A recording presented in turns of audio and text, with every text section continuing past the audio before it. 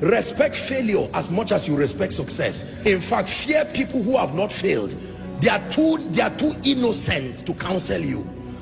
There is a requisite level of failure you must carry as a badge to balance your understanding in counseling people.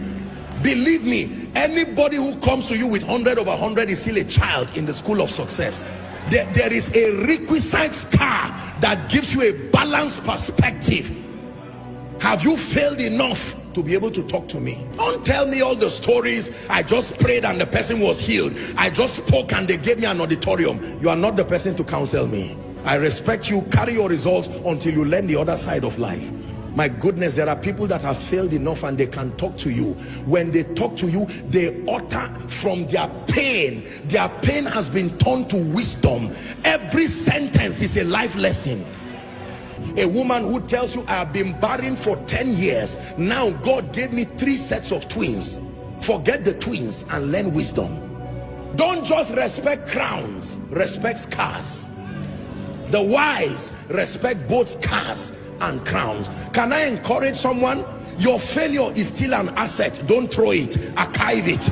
It will be one of the qualifiers for your speaking to people tomorrow. Apostle, I have cried. I have failed in life. I know what it means to be an irresponsible father. Don't throw that experience, archive it. One day you will use from that wisdom and mentor an arrogant young man who thinks life is so easy. Most times when we are starting out in life, because of the leverage of prayer, the prophetic, or generally life just playing games with you, you can believe life is so easy and you are wondering, so why are people crying like this? I just got married and 3 months it's been so rosy. In fact, my wife is the best thing that has happened to me. And you go online and embarrass yourself. And someone who has been married for 15 years, he said, may God help you. After 2 years, you just turn and start saying life is unpredictable. All these unwise things that people do. Do not just respect those who have succeeded alone. Respect those who have failed. Not everybody fails. Respect those who have failed. Failure is an asset when you can turn it to power. Paul said, let no man trouble me. It is not only anointing that I have, there are scars. Gentlemen, don't just look for those who live in mansions. Go and look for mama and let her teach you the secret of happiness in a hut. There is something you need to learn, because the money you think will come from the mansion, you will be surprised. You don't know the depression and the drugs that surround those mansions. Sometimes you need to learn from both a king, but you need to learn from the slave that is in his palace. There is something the slave can tell you that even the king does not know. The slave is the one who cleans the palace. He knows what he has seen there. Why will the Lord speak to a young virgin through an angel and says, Mary, you are highly favored? And the next thing that follows that woman is pain, controversy. There was nothing in the life of Mary that I have seen that looked like favor. An angel comes from heaven and says, you are highly favored. I would expect the king to call her and say, I had a dream. There is free land for you.